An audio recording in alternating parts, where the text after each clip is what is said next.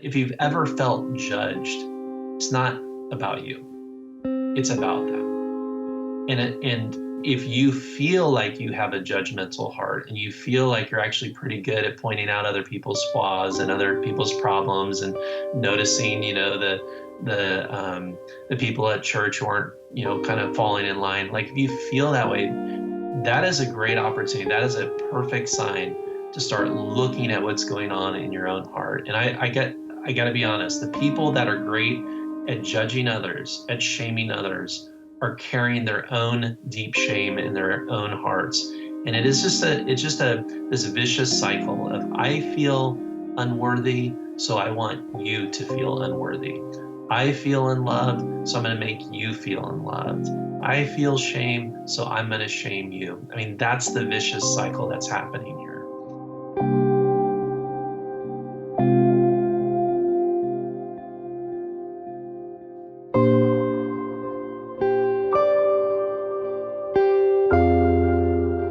Mike Foster, thank you for being with me today.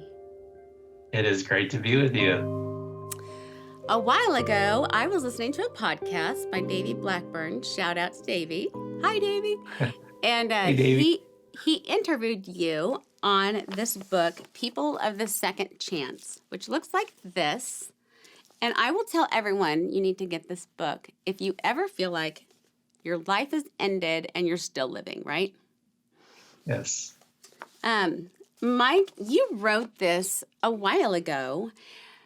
Tell us what prompted you to write this book. Yeah, well, it's been out for a couple of years now, and I think for me the book is a way to stir hope in people's lives. I think a lot of us, when we go through difficult seasons, challenges, have rock bottom experiences in our stories, we look at them as a liability or something to be ashamed of, or something that we feel a lot of unsettledness about. And so really the book is a way to take the reader on a journey to have those broken pieces of our lives begin to fit and understand that God uses that in a very beautiful way in our stories. And it's not something to be ashamed of, but it's something to actually use to our advantage, and to realize that the broken parts of our lives actually make us stronger and actually bring us closer to God's grace too. But we have to walk through them, which is so hard to find any kind of light at the end of the tunnel. And you've done that with your history. So as much as you're wanting to share, I would like you to open up with what part of your story had led you to start the People of the Second Chance. Yeah, so I always say that in terms of the work that I do, I'm both the physician and the patient. And, I need my message as much as somebody else might need the message of the book and the things that I am teaching on. And so for me, my story is, I always tell people, like, literally in almost every decade of my life, I've had a rock bottom experience. And it actually started quite early in my journey and in my story. I was sexually abused at the age of 13 by a family friend, which just anybody who's gone through any type of abuse understands how difficult that is, and sort of the confusion and the guilt of that, and sort of sometimes the secrets of that. And so navigating that early on in my childhood was certainly a huge challenge, and something that I've been even working through even into my adult life, just trying to heal those parts of my story. Another story that I talk about in the book is when I was 19, I was involved in a very serious boating accident where I nearly killed another water skier. I was driving a boat, and I turned the boat into what I thought was clear water, and it wasn't clear. There was another skier who had fallen down into the water, and I didn't see him in time, and I hit him, and I ran over the top of him with this boat.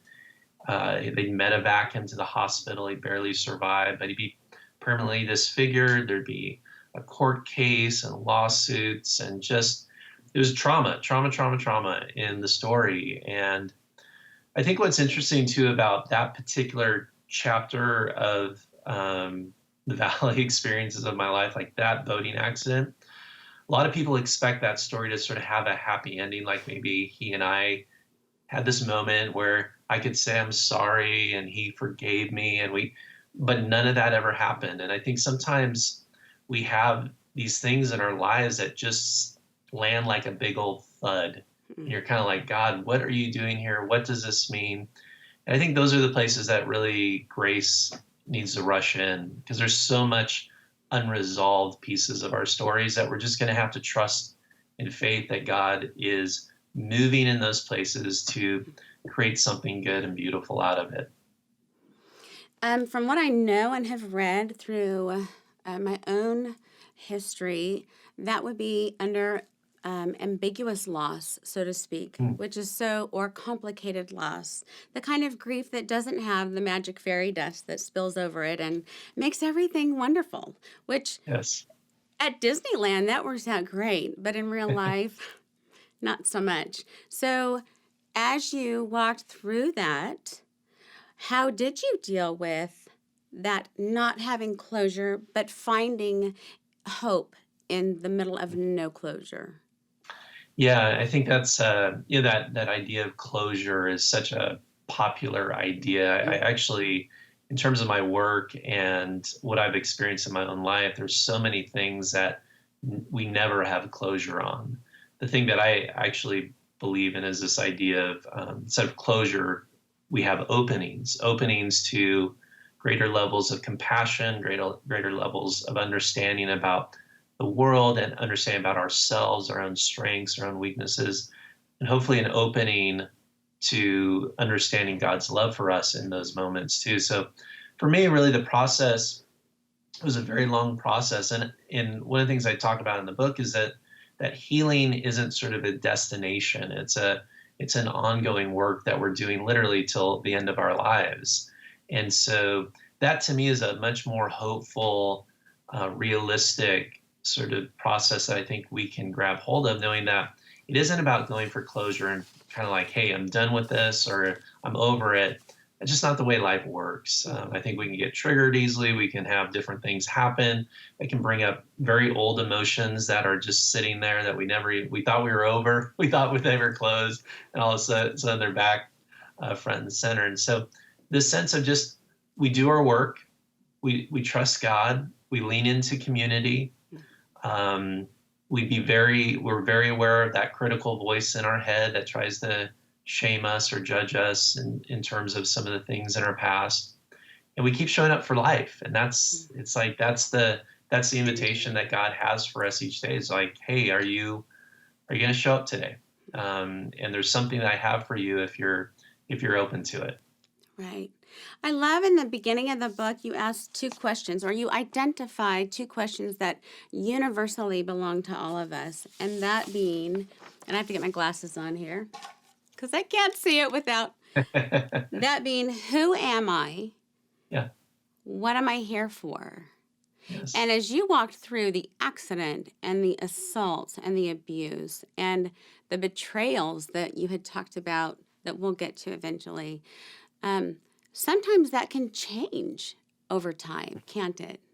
Yeah. How do we navigate those kind of waters? Yeah, well, those two questions, who am I and what am I here for, are very important questions that all of us at some level every day are asking ourselves. And what happens is when we go through trauma, when we go through any type of painful experience, there's almost like this fog that comes into our lives and this confusion that sets in around those two questions. So we begin to believe that who am I? Well, I am my pain, or I am my worst moment, or I am my shame. And all that is not true. That's a lie that the enemy wants to tell us about our lives. Instead of saying, no, I am coming back to truth. I am God's beloved. I have dignity and value. And then in terms of the plan, what am I here for? Again, pain will say, like, you have no purpose. Your life is over. Stop hoping, stop dreaming, stop reaching for the things and the desires of your heart, instead of knowing that, no, hey, hold on. If I can blow away that fog of pain and get some clarity, I realize that my weaknesses and my brokenness and those challenges that I've gone through are not something that have disqualified me for life. They've actually qualified me to actually be this really beautiful rescuer and heart healer and compassionate and empathetic person in the world. Um, it's interesting because the enemy does want us to believe it's all over if we've hit something hard. And yet, as you talk about in the book as well, or at least on the podcast, I remember hearing you say it's the seed that must fall and crack open and be crushed. And I actually watched a time-lapse camera of 24 days of a wheat seed being crushed. And it was fascinating because until it was split, there was nothing above ground, but it all happened underground. And Mm-hmm. sometimes in isolation, the enemy does an overhaul on us by whispering lies that you're not valuable, you're not good anymore, you're not worth it, you're not God's beloved, which is an interesting word because beloved has been kind of a theme in my own life this last year. Mm-hmm. How do you bring people to the place of saying, I am God's beloved in the midst of my messy place?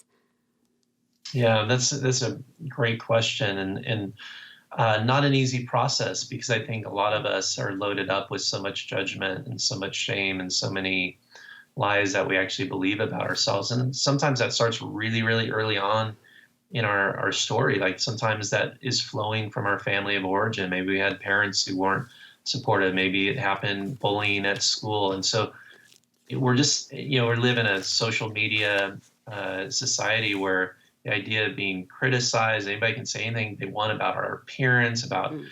what we do, who our friends are. Like we're just constantly being criticized and judged and labeled. And so for me, it's not something where you just flip the switch. It really is about making multiple decisions and moving our heart and our soul and our mind and our thoughts towards health. And I think that really the beginning spot is anchoring ourselves in God's love and his radical acceptance of us. I think that all the research, a big fan of Brene Brown, Mm-hmm. but all of her research points to this power of acceptance, this power of when you feel unacceptable, there's nothing more powerful than a human being accepting you or God accepting you just as you are. And so helping people orient their lives around that and God's love is certainly the beginning step. The other thing is and this is more of a kind of a coaching counseling thing, we actually have to challenge our beliefs and conclusions that we've come to about ourselves. So we've allowed maybe somebody who didn't have our best interests at heart to label us and to define us and say who we are versus really a much more positive, truthful voice define who we are. And so maybe the conclusions that you've come to about your story, about your identity, about your purpose, about your future need to be challenged and saying like, why am I believing this to be true about my life? And where did I get that message? Check the source, right? Check the source. Exactly. In fact, I loved what you talked about near the end of the book, which I titled in my notes Reframing Our Souls, which Mm, is changing the perspective that we have on them. And you list in your book looking at addiction, which is the power to surrender. We're mhm. focused to come to the end of ourselves instead of refusing the addicted one. It's look at them as a hero as they start to surrender the desire for control because we don't have that, or doubt, which I've struggled with so much along my own journey, which is the power of faith. Doubt causes us to examine our faith, and an Yes. unexamined faith is really not a deep faith. No, it's not. The power of emptiness leads to self-care. Loss, the power of appreciation. Desperation, the power of weakness. I mean, so many of these messages loneliness, the power of engagement, confusion, the power of creativity. I just heard the other day a 75 longitudinal year study on what brings happiness to people. And they said it's nothing to do with money, it's nothing to do with looks, it's engagement. And the Mhm. greatest barrier to that is loneliness. How Yes. can we empower the church to say, the addicted, the doubter, the abused, come in because you're in the place of incredible transformation. Yeah.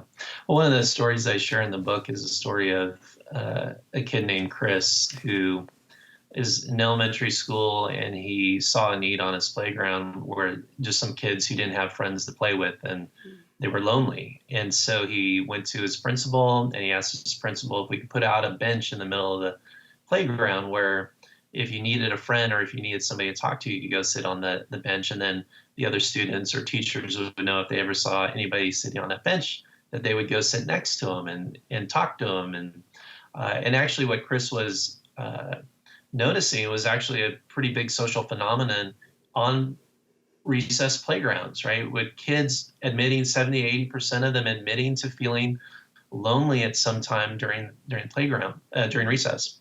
And so what I love about this story is that Chris saw this need, and the simple need of loneliness out there, had this really simple solution like, hey, just let's put out a bench. And when they called it the friendship bench, which I just love that name. The idea took off, was a huge success. I think over 2,000 schools now have a friendship bench on them. And it's just this sense of, I think about it in terms of the church. Like, wouldn't that be a beautiful picture that people didn't think of the church as a place of judgment, or even just a place where, all the people who figured out their life, they go to church. Really, it's just a place for us to sit on a friendship bench together and be less alone and be more connected, and to have friends and people where we could share our stories. And to me, that's my hope and my dream for the local church and the Bride of Christ, is just to be this hospital for people, to be this place where we don't have to feel afraid anymore. We don't have to be ashamed of our past, that we can come and be with fellow people. Because one of the things I doesn't say this in the story, but one of the things I believe about Chris and his idea for the friendship bench wasn't just that he saw people who were lonely on his playground, but I'll bet you there were some days where Chris himself had felt lonely on the playground and wished that he had some place to go. And so it's out of our pain, it's out of our brokenness, it's out of our own loneliness that I think God wants to birth something really beautiful and give us new creativity and new ways to love people well. Okay, I want that friendship bench in every church. I agree. I'm going to go to my little shops my antique shops, take all the old benches and put friendship benches on them. But you also put in your notes that in the church, there are reasons that people would not sit at that bench because it's risky. Like you said, the traditional church, we all have lists. The traditional church, no sandals allowed. Shower and deodorant required. I love that one. You must tithe, read the Bible, appear to have no sin. I think one of the worst mornings of our entire week is Sunday morning because we're yelling at each other trying to get out of the house. And yet we show up looking so nice. And I want to say, does anybody else have a struggle here? How can the church lower the guard of looking perfect? Yeah, that's such a great question. And I think for me, I speak at a lot of leadership conferences and work with a lot of pastors. And to me, it starts from the platform. It begins with leadership. And what we project in terms of our own stories and our own lives and our own brokenness, I think we need leadership that looks a little bit more like real life. And pastors who tell stories that look a little bit more like real life. And it's okay to have things unresolved. It's okay for things not to have as you mentioned, the fairy dust Disneyland ending. And to begin to tell stories like that from our own, as a pastor, as a minister teaching, I think that's really, really important because in a sense, we're only going to go as far as the leader of the congregation is going to go in terms of our own openness, our own appearance, like what's okay, what's not okay. And people pick up cues, whether you're stating them, very specifically or sort of subconsciously. People know, how broken can I be in this congregation? how perfect do I have to be in this congregation? And so I think it starts with leadership. And I think it does start with all of us just being a little bit more honest. And it's okay if, it's a struggle on Sunday morning and we're yelling at our kids to get in the car and, that's because all of us are facing that. So I think just that moment of just being, start with the leadership, what we talk about on the platform, but then also just begin to share our stories. That's why I believe so strongly in community and groups and people being together, because we actually realize that, oh, Colleen's not that perfect, all put together person that I see at church. She's actually a normal human being with a real story and with strengths and weaknesses and everything in between, right? And that's really Yes, that's the story that right. inspires us. That's the story that we can all relate to. Why are we afraid to tell those kind of stories, Mike?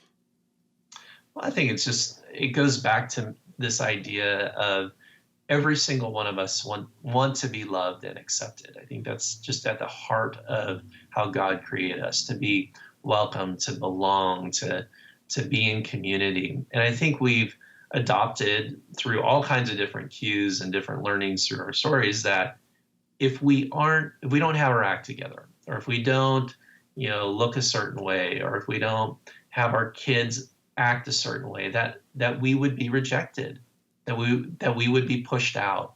And so we've learned the game. And that's the unfortunate part of this, is that we're all playing this game, or we're trying to be people that we're not. And that sort of life is very exhausting. It's obviously not God's intention. And that leads us into sort of different unhealthy escapism. Once we work so hard to be perfect. We work, exhaustively to try to put the best foot forward. And then we realize that there's a limit to that, or we can only sustain that for so long. That's when life starts to begin to break down, and we have these unhealthy escapes. We begin to lie. We begin to sort of become people God never intended us to be. There's so much truth in presenting the false self versus the real self. And I came across a writing. In fact, there's several books that I love, which is Richard Rohr. We share mutual respect for so much of his work, and Brene Brown. And there was also a writing that I found, and it talked about death to the false self, because at the beginning of the book, you do talk about deaths and how we usually are cracked open through these deaths to the ideals of what we thought life would be. But the writer said sooner or later, if you are on any classic spiritual schedule, some event, person, idea, or relationship will enter your life that you simply cannot deal with using your present skill set, your acquired knowledge, or your strong willpower, which is really hard for someone like me who has a very strong willpower. The Lord's, he's just dumped all kinds of things on me to go, okay, I give. The writer went on to say, spiritually speaking, you must be led to the edge of your own private resources. And at some point, you must lose at something. This is the only way that life, fate, God, grace, and mystery can get you to change. Let go of your egocentric preoccupations and go on a larger journey. Frankly, none of us will do this on our own. We will be forced to. Any attempt to engineer or plan your own enlightenment is doomed to failure because it is still ego-driven. Failure and humiliation force you to look where you would never otherwise look. We must be out of the driver's seat for a while, or we'll never give up real control to the guide. Okay, I love that in theory, but when I'm pushed out of the driver's seat, which realistically is the truth of our entire lives, we are not in the driver's seat, getting to that acceptance is tough. You laugh like you understand what I'm saying. Yeah. How do we encourage others to be okay with getting booted out of the driver's seat, in fact, accepting I'm not the driver? Well, that is, again, one of the great gifts of pain and the challenges that we face, is that we realize we eventually come to the acknowledgement that we can't do the driving and that we never were the driver. Richard Rohr talks about kind of the three phases. There's order, disorder, and reorder.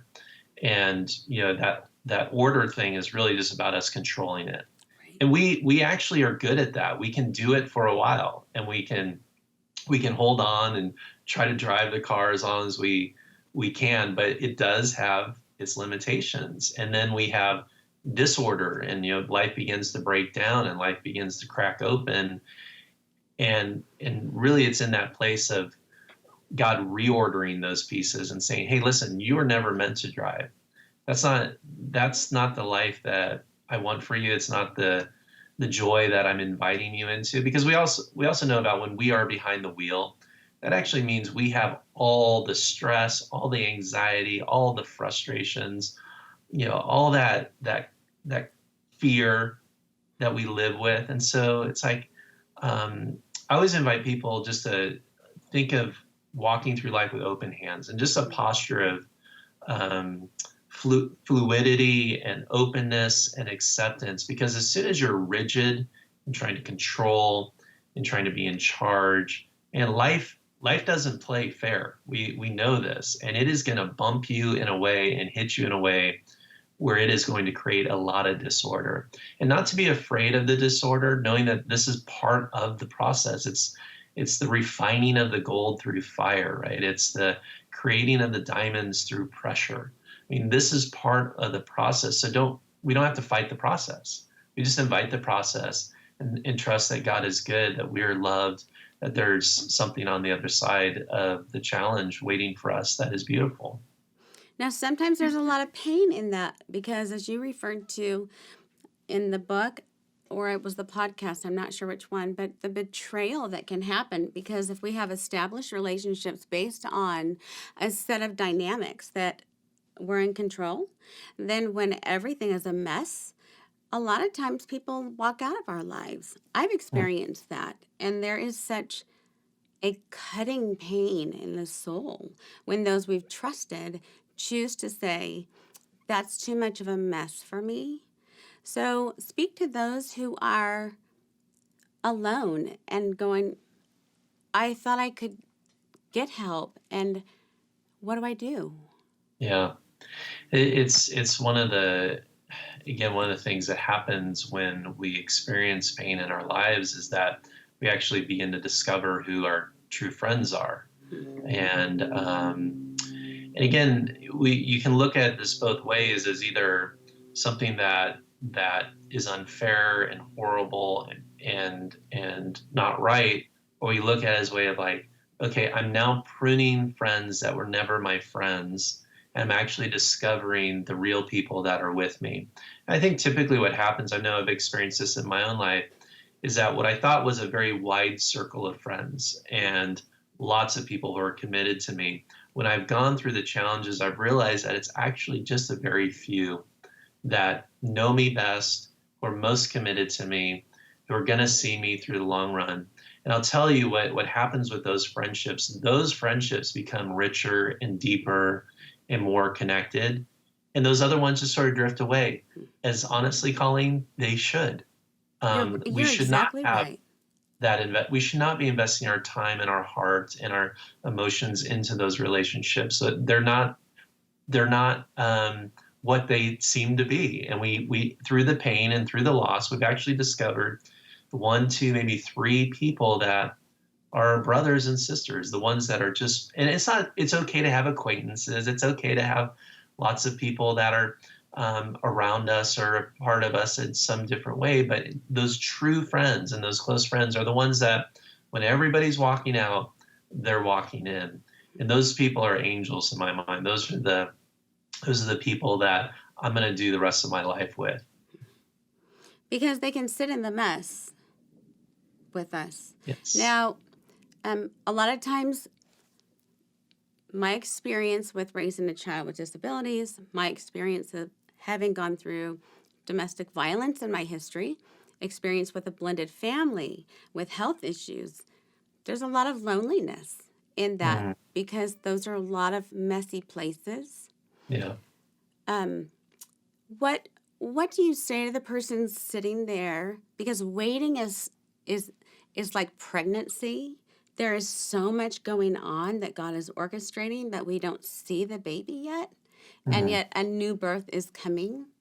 How do you encourage someone not using crazy, dumb statements that mean nothing? God won't give you more that you can handle. Well, really, then he should have not needed to come. Yes. That's one of my big ones, Uh, obviously. yeah. What is it like to be present with someone who's in their mess? Yeah. So one of the things, so I teach a workshop, 2-day workshop out here in San Diego called Rescue Academy, and I train leaders and anybody who's on the sort of front lines of helping people in grief and addiction and loneliness, whatever it might be. I teach them this process that I've been using for the past 15 years to help just be a good heart handler in these situations. And I think you nailed it, Colleen. Just the idea of presentness and practicing presentness.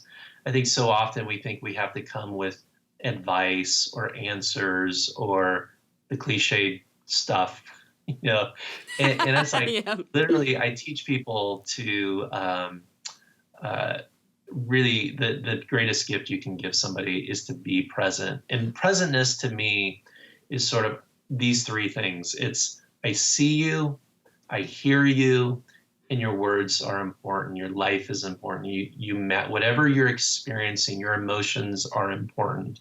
And validating that and giving dignity to people in their pain is so incredibly important.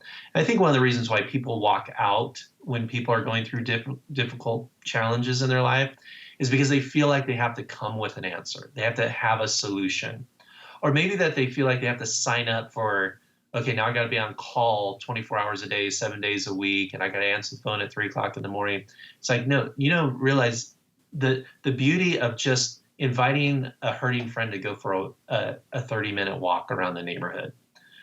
Just the kindness of a checking in with somebody who's having a tough week through text or a quick phone call. Just to know, like, those things are powerful inputs into somebody who is feeling lonely or is feeling hopeless or is feeling the sense of like life is just overwhelming to them. And so these small touches, I think I encourage people that you may not have all the answers, but you get to play a part in bringing small little rays of light into people's darkness. And don't underestimate the power of presence. Don't underestimate the power of a kind word and just sitting and listening with somebody. Those are sometimes the greatest gifts we give to each other. Hmm. I love what you talk about in your book, too, about touch. Mm, My son actually has massage therapy because mhm. there's muscle memory, just like we grow our muscles, but then they just go away so very fast if we don't continue to exercise them. Yes. There's also muscle memory when it comes to our emotions and stress. I mean, look at the tight necks that we all walk around with often. Mhm. So I did a little bit of research on that because I'm a research nut. And I found through this one site about the power of touch through the Touch Research Institute, which Mm, probably you could expand on this even more than I can. So I'll let you in just a minute, but I did find touch without words has the power to diminish pain, increase the autoimmune problems that we face, enhances our immune system, affects pulmonary and cardiac issues. It is a natural killer to the HIV and cancer cells. Enhanced alertness for others. In fact, EEG patterns of alertness and better performance on math skills shows up just by the touch of someone. I'm not talking about irreverent touch or wrong touch, but the mhm. touch of a hand. My son with his Tourette's, just the rubbing of the back of his neck calms him. How can we Yes. do that wisely with one another? Mm.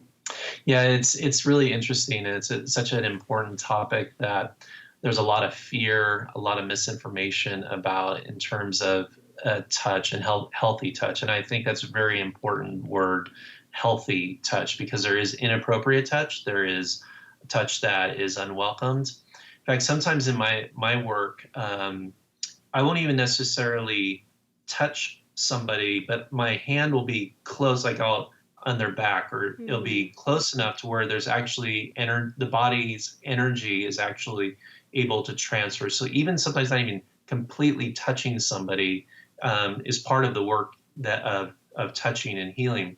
I think our body is such an incredible organism. And one of the things I teach is that the body is often seen as the middle child, where we're very interested in the heart or very interested in the soul or the mind, but we forget about the body, how it plays such an important part in healing in terms of trauma. Our memories, trauma is held within the body. So doing any type of body work, you mentioned your son, the massage therapy, that is so critical. And for us in general as people to get more in touch with our bodies and how we hold stress, how we hold anxiety, how we hold the trauma, just breathing exercises is an incredible thing. Breath prayer, I teach people how to do breath prayer because it's connecting God's truth to our body and our breathing. I mean, think about this. When we go through something shocking or we see something shocking, what do? We literally reach for our heart or our chest, right? This is kind of the natural motion. And it's literally ourselves comforting ourselves through that. Through that touch, we're trying to comfort ourselves through that painful experience or that shocking moment. And so the body, studying it, understanding it, how it plays a role in our freedom, in our healing, and also as a rescuer, someone who wants to help others, understanding the power of touch in people's lives and seeing how that actually releases so much stress and anxiety in our lives. Well, there's a reason that foot massages are so valuable. Mm. In fact, I agree. I mean, if you want to have a very healthy touch, let's just start with what Christ did by washing each other's feet.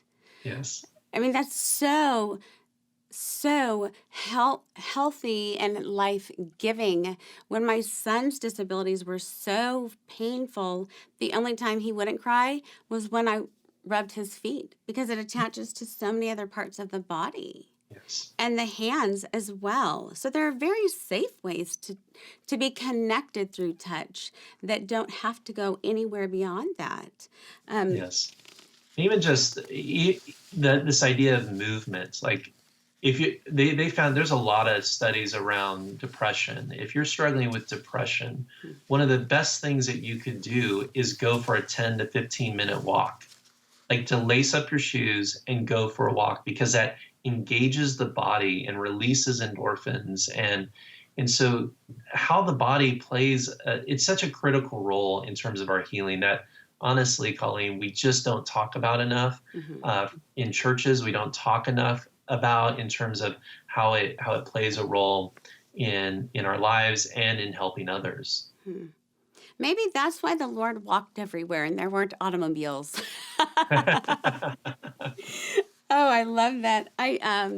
Another part of the book talks about churches, and I did a little study on why people have stopped going to church, because that tends to be kind of a trending topic these days. I read the other day that 4,000 to 7,000 churches close annually. So I thought, okay, let's figure out why.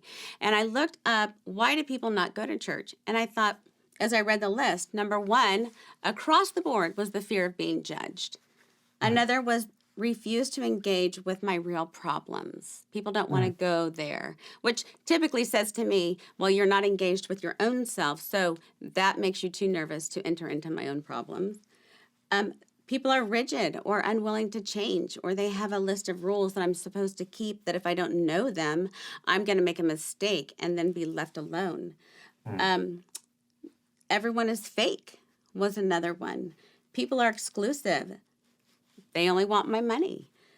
Leaders are hypocritical. There's no room for doubt or questions about my faith. Speak to those issues, because there's transformation that can happen, but it often doesn't happen under the steeple. It'll happen at the friendship bench, or it will happen in the hospital room. Mm-hmm. How can we open the door to this conversation? Yeah, those reasons and those findings from that study are, I think they are absolutely 1,000% true. And I think that's the problem that the church is facing right now, is that it's moving to this place of irrelevancy, especially around people's pain and hurt. That, I think we've seen this rise in secular society of actually offering a safer place for people to heal in many ways. I mean, whether it's the counselor or therapist office, or the Oprah stuff, or the Tony Robbins stuff. Like, there's so many people.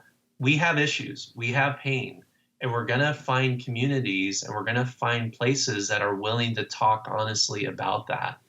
And if the church continues to sort of pretend that everything's okay, it's, life's always good, and it's just sort of, our voice just moves to a place of complete irrelevancy. And so, again, this is why I'm waving this banner and writing books and training leaders, because I'm saying this is the pathway to a healthy and vibrant church. And to ignore people's pain, or to ignore your own pain and not talk about it, or to sort of have this falsehood or fakery happening in our communities, people just aren't going to put up with that. They're going to go elsewhere. Well, because we want to have help. Yes. And we want to have hope. I mean, it's so interesting that my son, who has so many labels, so to speak, or diagnoses, has more intuition than I think anyone else that I know. And he won't even need to see my face. He'll just hear a tone and go, "Can I make you coffee, Mom?" Yes. I'm like, if only coffee would do it. Even Starbucks, which I love, is not going to heal what is breaking in my heart right now.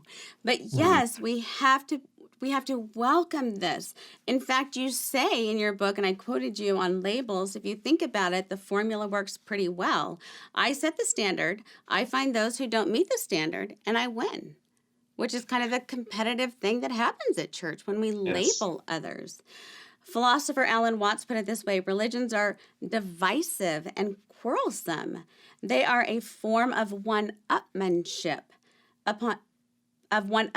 because they depend upon separating the saved from the damned, the true believer from the heretic, the in-group from the out-group. I mean, could the list go on and on? I know it can. And then you said, I love this, how we judge the single mom at Walmart with her out-of-control kids. I've been that mom, by the way, and I've heard so many things said. I'm like, if you want to exchange lives, by all means, I invite you in my house. That's right. Or the McDonald's employee who rides the bus and needs free health care. Or the homeless, the jobless, the food stamper, the girl who sleeps around, the man who still lives with their moms, the gay people, addicts in rehab for the fourth time. Judgment ensures we pick the most marginalized people, least able to fight back. Clearly, my being better than you makes me feel better in the moment. Mike, I'm so sick of that, to be quite honest. That Me too. I can't stand it. I mean, I love it when my daughter reaches in her wallet and pulls out $1 and gives it to the person on the street and doesn't say, how are they going to spend it? That's not our business.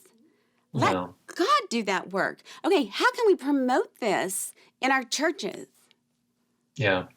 Well, I have a little emotion about this, I know. and I appreciate that, and I feel that, and I just so connect into it myself, because it is the thing that breaks my heart, and it breaks your heart when we see these systems or these beliefs that are attacking the most marginalized in our community, and the people who don't need our judgment but actually need our love or our help. It does make me angry. It makes you angry, because it's just so unchristlike. It is so opposite of what God's calling us of how to live and how to show up in the world. And so, to me, so much of that, the person that judges a single mom in Walmart with the out of control kids, it says more about their heart and their life than anything about that single mom. And so, I guess first I'd say, if you have ever, anybody who's watching this, anybody who's listening, if you've ever felt judged, it's not about you.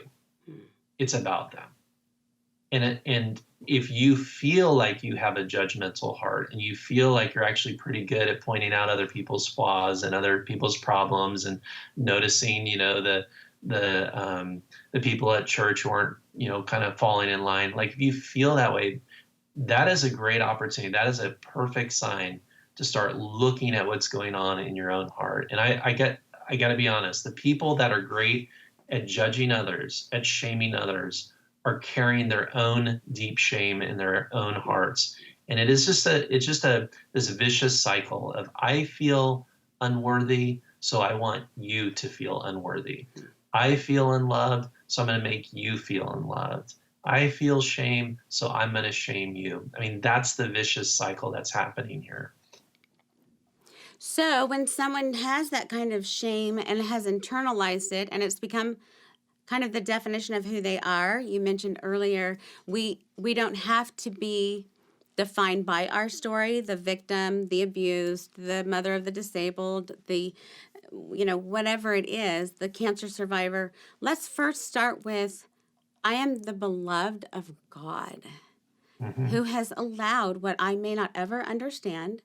And the question isn't why, because God is not, we are not entitled to have that answer, but yet to surrender to that passage. I mean, that's loaded with work for Mm. most of us. Walk us Yes. through some of those steps. Yeah, well, I think, again, this comes back to the identity, the identity question, and what you believe about yourself is so incredibly important. In fact, if you have a broken identity, you have a broken life.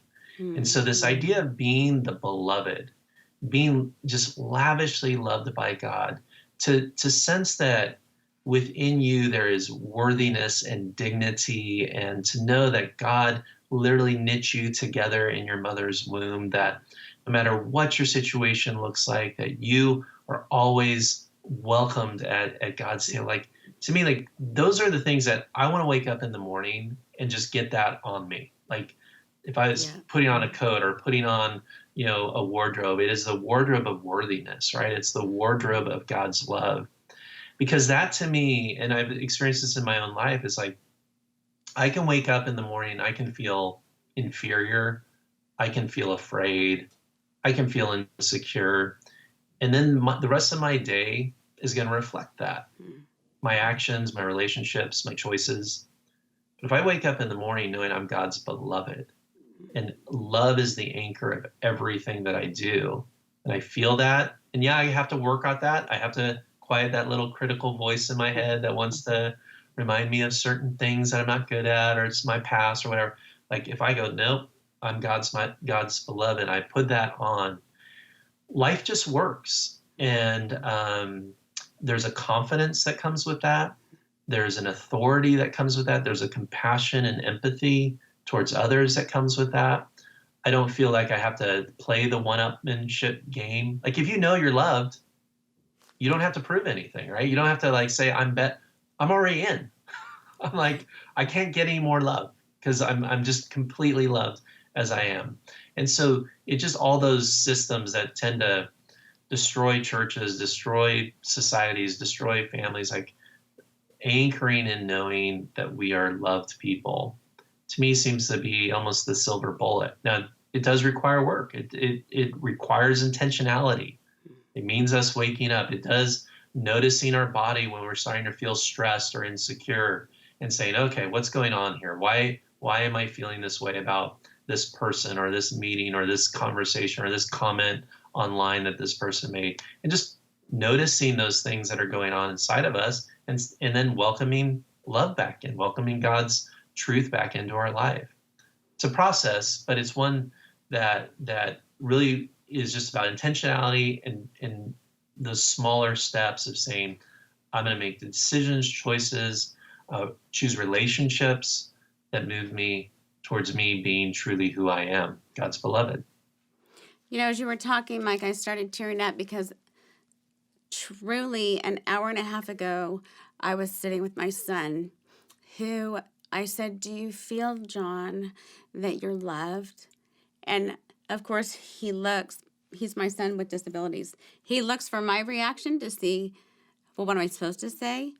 And I said, Mm, don't think about what I think.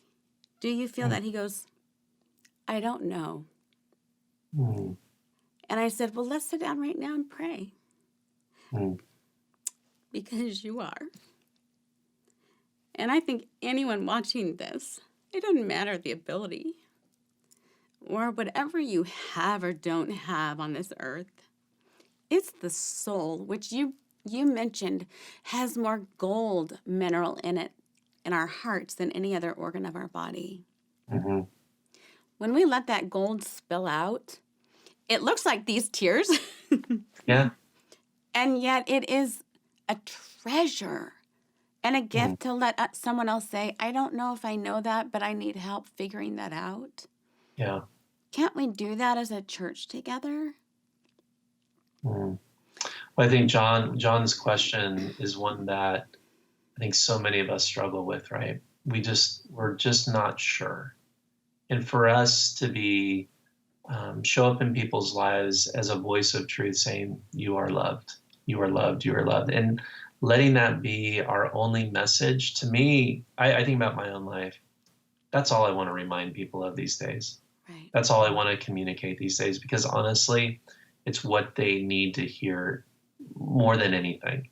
They don't need to be reminded of their inadequacies or what they did wrong. It's like those things are obvious. They blare at us anyways.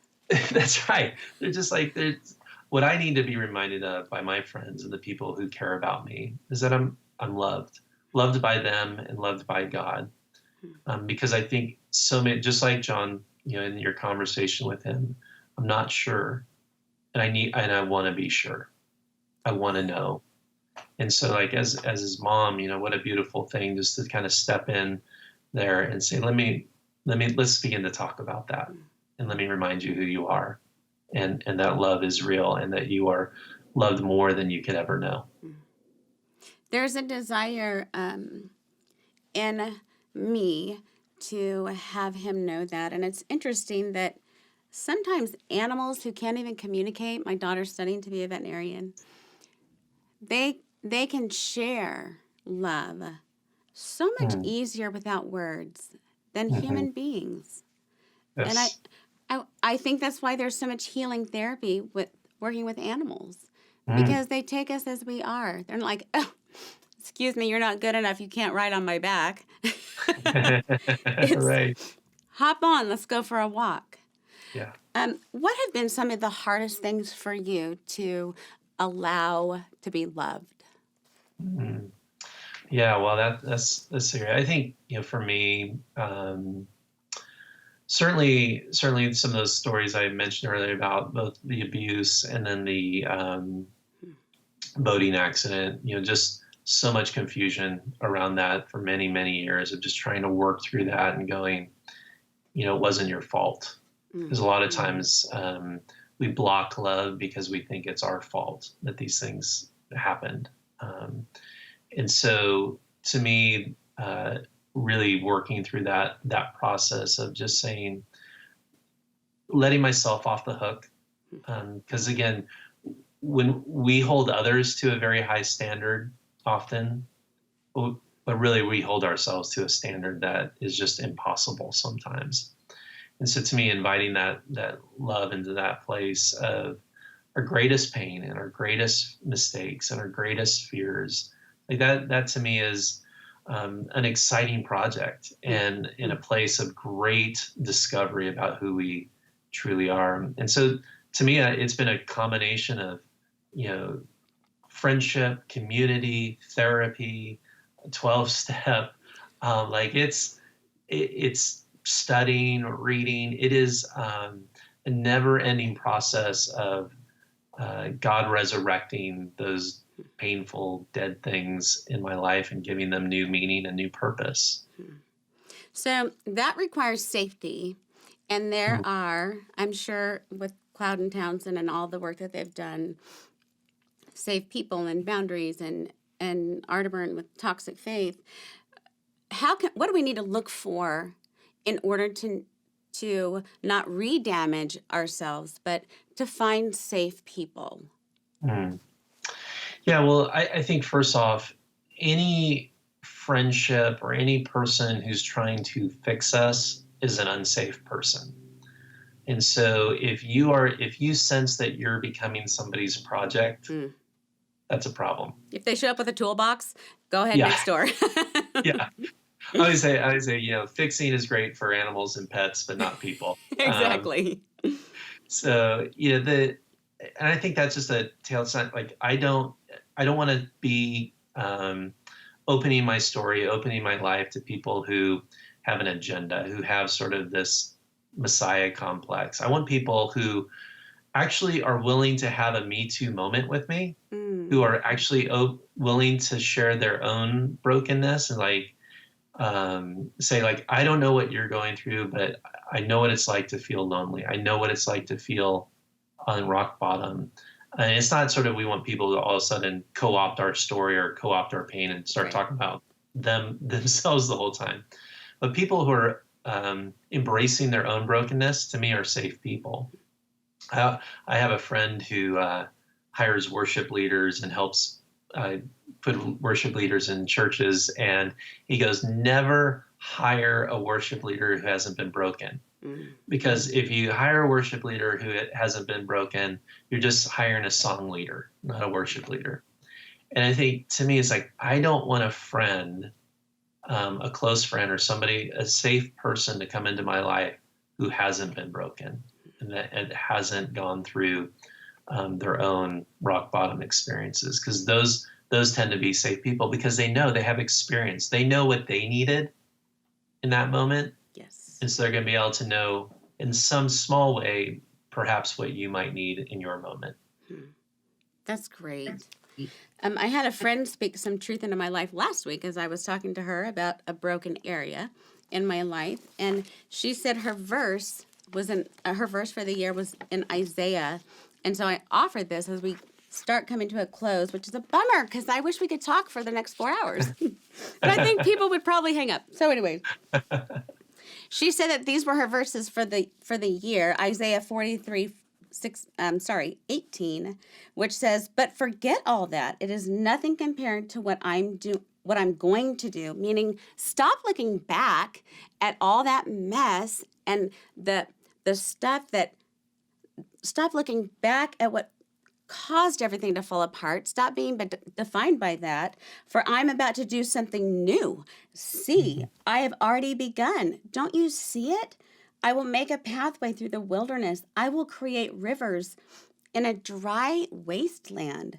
The wild animals in the field will thank me, the jackals, the owls too, for giving them water in the desert. Yes, I will make rivers in the dry wasteland, so my chosen people can be refreshed. If that isn't a word of hope, because yes, it's hard to go through these broken places, but there can be incredible joy and, in fact, a ton of humor in the healing process because God's doing it. As we do come to a close, Mike, can you speak words of water that will refresh someone who is in that dry wasteland? Yeah. I think for me, my message to anybody who's going through a difficult season and maybe experiencing some things that they didn't want to sign up for, right? In those moments, like, I wasn't expecting this, God. It is for them to know, number one, that they're not alone, that that their story is important, that they're not sort of weird or an outcast or somehow being discarded because they're going through a difficult time right now, that they have people, and they may not see those people right now, but there's two people on the video screen right now, Colleen and Mike, who deeply care about them. Yep. And so just grabbing hold on that sense that I'm not alone, and that, number two, that I am loved, that in this state where we often feel so unlovable, it's in those places like we feel so alone and feel so unworthy, that there's just this love from God and love from our friends that is real and potent, and trusting that is real. And then thirdly, and this is one I always take with caution, but I actually believe this to be true, that everything is going to be okay. Hmm.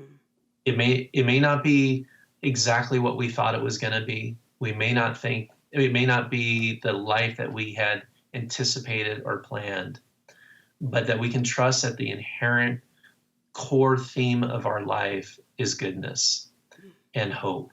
And no matter what the enemy might try to say, no matter what the critics and naysayers might say about our life and our future, that there is good to come.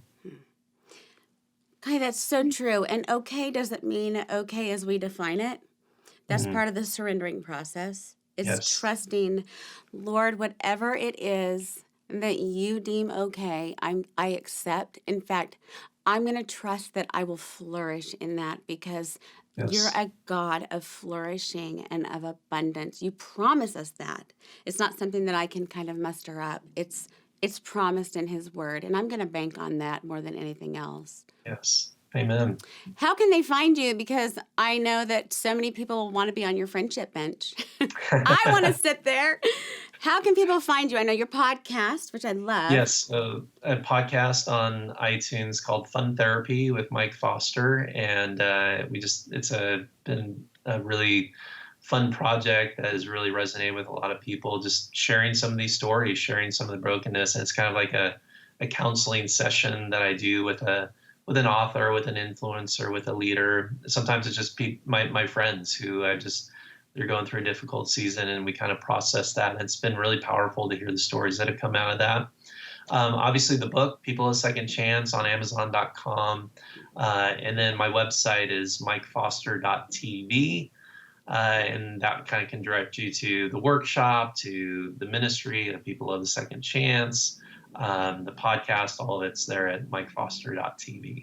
That's great. And you and your wife have just put together a resource as well, which you were talking about Yes, being married for 27 years, and you still think she's really hot, which is great. I do. What is that project about? Yeah, so we have a new book that just literally came out just a few weeks ago called 5 Dates, which is his and her workbook for couples that takes them through a 5-step process to help create more togetherness and connection in the relationship. And so whether you're dating, engaged, or married, it's a great resource we always say, don't work on your problems, work on your togetherness. And so it's a really fun, creative way to build this sense of cohesion and connection that is so often, gets lost in a relationship. Especially, my wife and I have been together for 27 years. It's easy to have seasons where you sort of drift apart, and you drift, because of the busyness of life or raising kids or whatever it might be. So this is a really simple tool and a simple process to help you come back together through these 5 strategic conversations. And you can learn more about that and get that resource. It's only available at 5dates.co. It's not on Amazon. It's only at 5dates.co. Or you can go to my website. I have a link to it there too at mikefoster.tv.